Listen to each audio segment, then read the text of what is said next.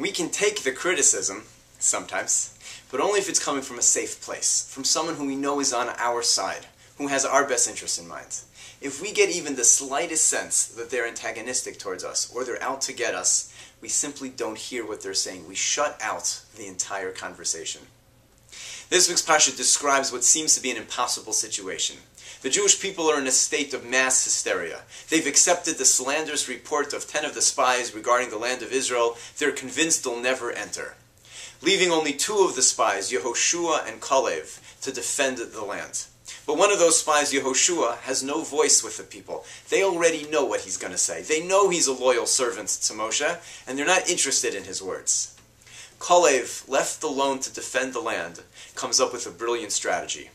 Rashi describes he began by screaming out, "Is this the only thing that son of Amram has done to us?" All of the people, in hearing the derogatory, condescending term for Moshe, son of Amram, thought he's on our side. He's going to continue with the slanderous remarks. He's going to continue with derogatory comments about Moshe. Let's hear what he has to say.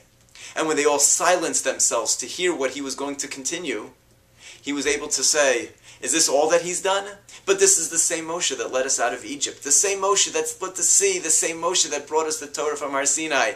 How can we not trust him in this manner as well?" Only when they were convinced he was on their side and would say the things they wanted to hear, was he able to say the things that they really needed to hear. As parents, we have many things to say that our children need to hear. But to be heard, that conversation has to be preceded by a different conversation, which puts ourselves squarely in our child's corner, on their side. We as parents know we're always on our child's side, but the children have to feel that we're on their side to hear what we have to say. For example, we're going to get calls from our child's teacher, or principal, or counselor at camp, or from another parent in the neighborhood with complaints about our child's behavior. It was chutzpahdik, it was disrespectful, it was downright mean.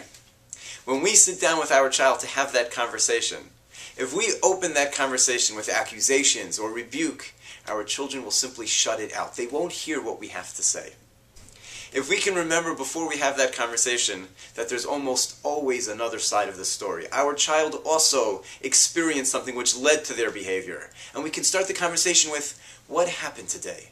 And we hear the child's perspective. We believe the child's perspective. We can be empathic. We could say to the child, we understand how hard that must have been, how hurtful, how painful, whatever it was that they experienced. If we can put ourselves on their side, in their corner, that we get and hear and understand where they were coming from, what they experienced, then we're in a position to conclude the conversation with, "But your response, your behavior to this situation is inappropriate and unacceptable." A child who feels heard, who feels that we're on their side, and that we get what they went through, will be a child who's in a position to hear that their response might have been inappropriate, so that we can give them better advice for how to respond to those situations in the future. Have a great Shabbos.